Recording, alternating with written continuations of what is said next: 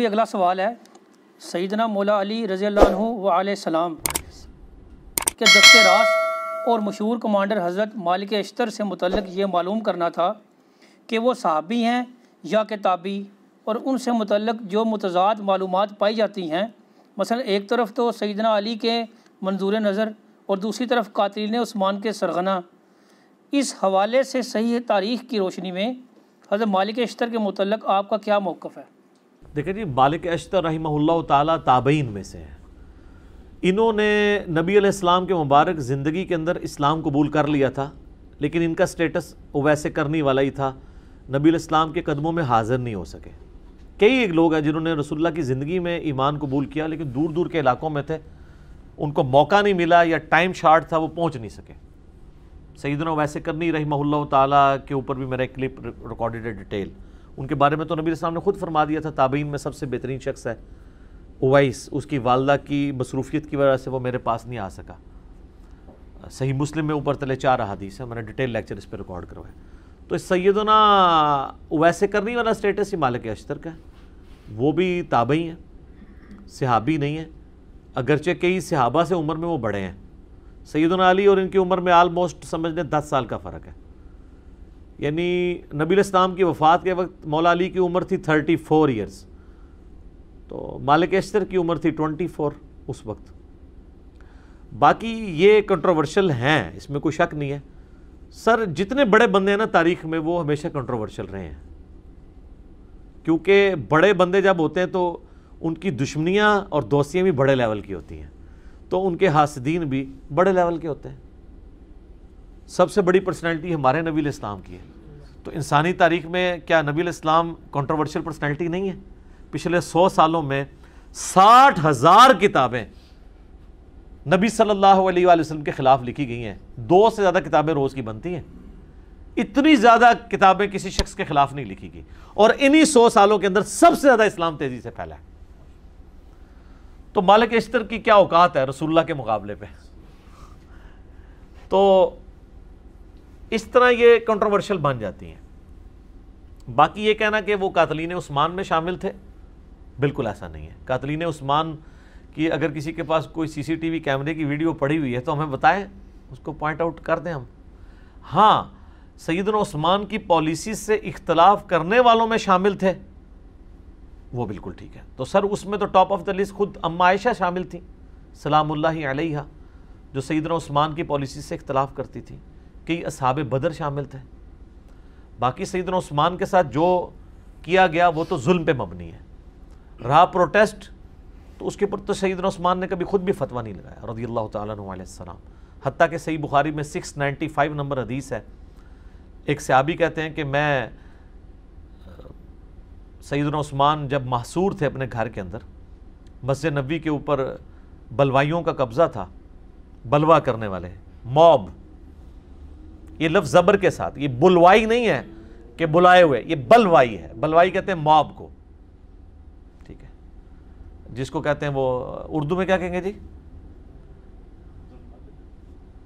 درنا، پاکستانی ترنے کا لفظ نہیں کدھر نکلتا، ٹھیک ہے، یہ بلوائی تھے، یعنی احتجاج کرنے والے لوگ، ٹھیک ہے نا، مجمع۔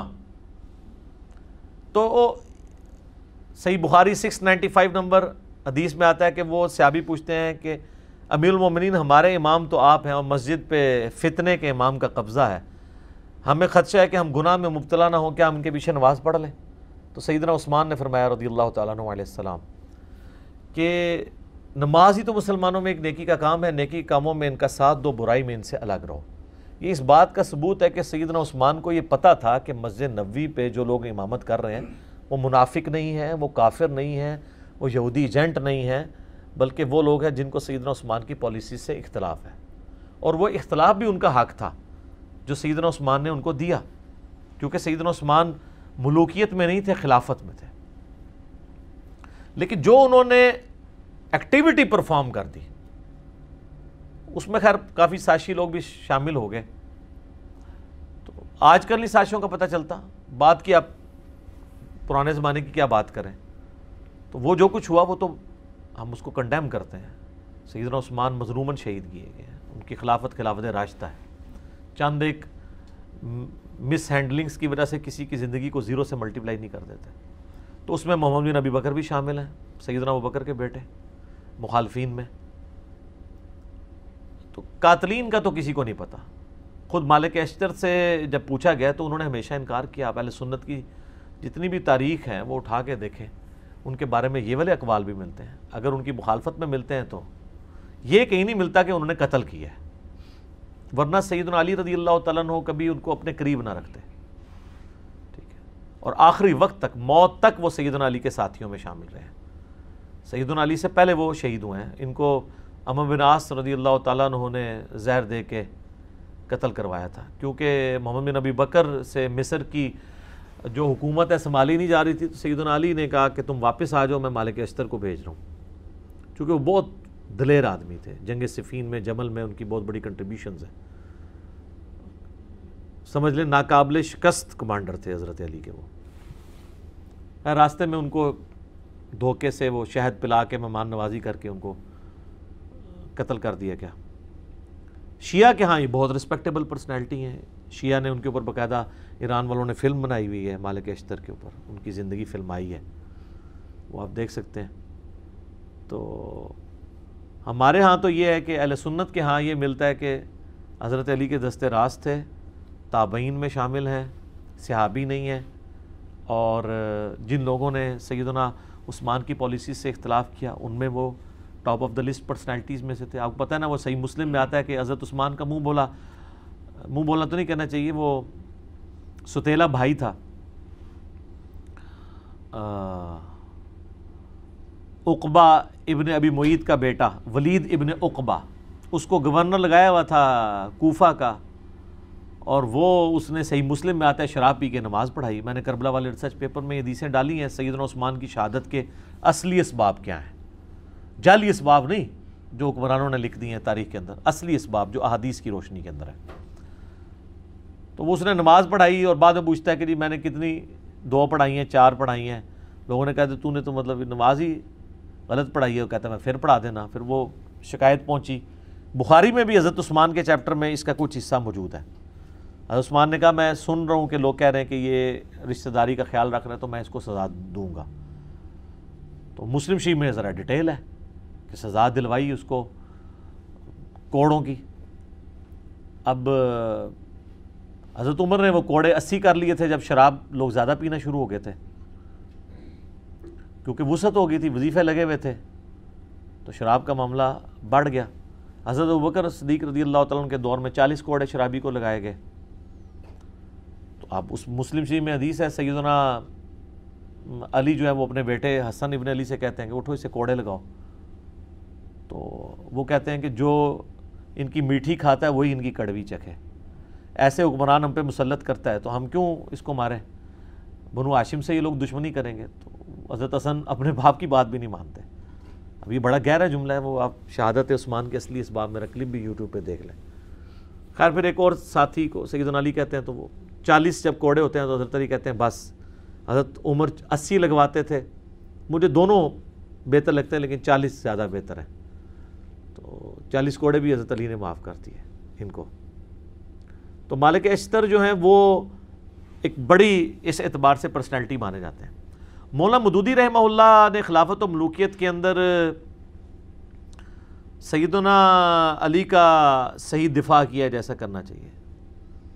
ایک جگہ انہوں نے بھی ٹھوکر کھائی ہے اس معاملے میں. ان کا موقف تھا کہ ان لوگوں کو حضرت علی کو مین سٹریم میں نہیں لانا چاہیے تھا, جو بلیمڈ لوگ تھے. ظاہر وثوق سے تو مولانا مودودی کے پاس بھی کوئی ریکارڈنگ نہیں موجود کہ وہ بتا سکے, جبکہ سیدنا علی ظاہر ہے کہ وہ سمجھتے تھے کہ یہ صرف بلیمڈ لوگ ہیں, یہ تو بڑے مخلص لوگ ہیں. انہوں نے اسلامی حکومت جو بگڑ رہی تھی اس کے خلاف اس اعتبار سے احتجاج بلند کیا. یہ نہیں کہ حضرت عثمان کو وہ ہٹانا چاہتے تھے ان کی خلافت سے, یہ تو ان کا نہیں تھا نظریہ. تو حضرت علی کی سپورٹ مالک اشتر کے لیے ہونا میرے خیال ہے یہ ڈگری کافی ہے, کیونکہ سیدنا علی کے پیچھے رسول اللہ کھڑے ہوئے ہیں. جنگ جمل صفین نہروان کے اوپر جتنی احادیث ہیں, نبی علیہ السلام نے کہا کہ مخلوق کے بہترین لوگ ہیں جو یہ جنگیں لڑیں گے. تو وہ جنگیں لڑنے والوں میں حضرت علی کا جب کمانڈر ہے آپ اس کو نکال دیتے ہیں تو وہ بشارت تو اس پہ فٹ ہو رہی ہے سیدھی سیدھی. ویسے تو یہ کبھی سمندری جہاد والی فٹ کر دیتے ہیں کسی کے اوپر، کچھ کر دیتے ہیں، کبھی قسطنطینیہ والی پکڑ کے کسی کے اوپر لگا دیتے ہیں، تو ادھر نہیں لگتی ہیں، ادھر بھول جاتے ہیں اور وہ پراپوگنڈا کرتے ہیں، وہ اس لیے صرف کہ، اور یہ ان کے بیٹے بھی پھر سیدنا حسین ابن علی کے ساتھ مخلص تھے۔ مختار ثقفی نے جب قاتلین حسین سے بدلہ لیا ہے تو اس وقت ان کے ساتھ دست راست ان کا بیٹا تھا ابراہیم ابن مالک اشتر، وہ بھی ان کے ساتھ تھے۔ یہ یعنی نخی قبیلہ جو ہے وہ بڑا جاندار قبیلہ تھا، جنگجو لوگ تھے۔ اور ابراہیم نخی جو ہے وہ تابعی،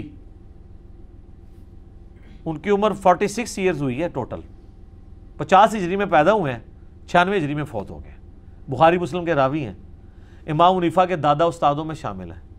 ان کا المعجم الکبیر طبرانی میں قول موجود ہے نا کہ بالفرض اگر میں قاتلین حسین میں شامل ہوتا اور اللہ تعالیٰ قیامت کے دن مجھے معاف بھی کر دیتا اور میں جنت میں بھی داخل ہو جاتا، پھر بھی میں جنت میں رسول اللہ کا سامنا نہ کر سکتا کہ کہیں حضور مجھے پوچھ ہی نہ لیں کہ تو قاتلین حسین میں شامل تھا، حالانکہ اللہ معاف کر چکا ہوا ہے۔ پھر بھی جن لوگوں کو معاملے کی سینسٹیوٹی کا پتہ ہوتا ہے نا، وہ ڈرتے ہی رہتے ہیں۔ تو یہ ابراہیم نخعی یہ بھی اسی قبیلے سے تھے۔ تو مالک اشتر کے بارے میں جی ہمارا یہ موقف ہے۔ باقی ان کو سیدنا علی کے جو باقی جانثار صحابہ میں سے تھے، جو ساتھیوں میں سے، ان کے لیول پہ تو نہیں اب کوئی کہ عمار ابن یاسر کے مقابلے پہ تو نہیں ہم انہیں مانتے، نہ کبھی مالک اشتر یہ جرت کریں گے کہ وہ کہیں کہ میں عمار ابن یاسر کے مرتبے کا ہوں۔ وہ تو ظاہر ہے رسول اللہ کی صحبت یافتہ تھے، ان کے ساتھ ہم کمپیئر نہیں کر رہے، ہم باقی لوگوں کے ساتھ کمپیئر کر کے ان کی ایک بہادری کو اور حضرت علی کے ساتھ جو ان کی مخلص ساتھی کے طور پہ رہے ہیں، ہم ان کی ریگارڈ کرتے ہیں، ان کی دل سے عزت کرتے ہیں۔ باقی ان کے بارے میں جتنے جھوٹے بلیم ہیں تو وہ سر تاریخ میں آپ کو اس طرح کی پرسنالٹیز کے بارے میں آپ کو کیا کیا باتیں نہیں ملتی ہیں، جب اس کو ڈیپ ڈک کیا جائے تو کیا سے کیا باتیں بن جاتی ہیں۔ تو صرف اس طرح کے دعووں کے اوپر کسی کے اوپر کو فتویٰ نہیں لگا دینا چاہیے۔ ٹھیک ہو بیٹے؟ ٹھیک، جزاکم اللہ خیر۔